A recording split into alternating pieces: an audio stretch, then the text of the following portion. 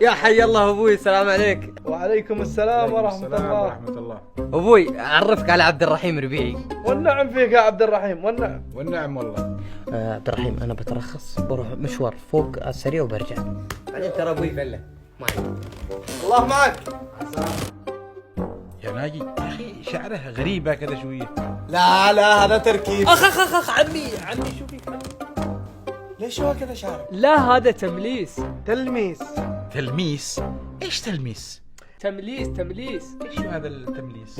انا عرفت. تلميس هذا اللي يفعلوه للشعر والكريمات والهذا. هيك كريمات وتنعيم وحركات يعني. ما شاء الله. ايش كذا؟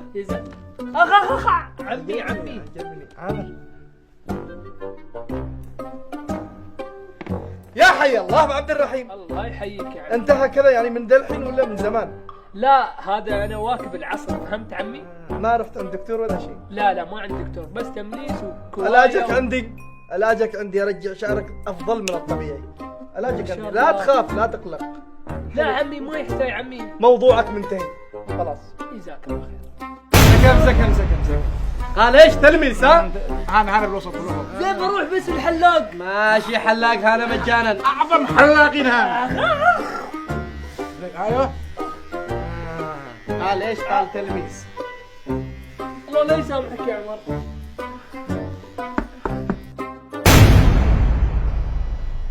امسكه.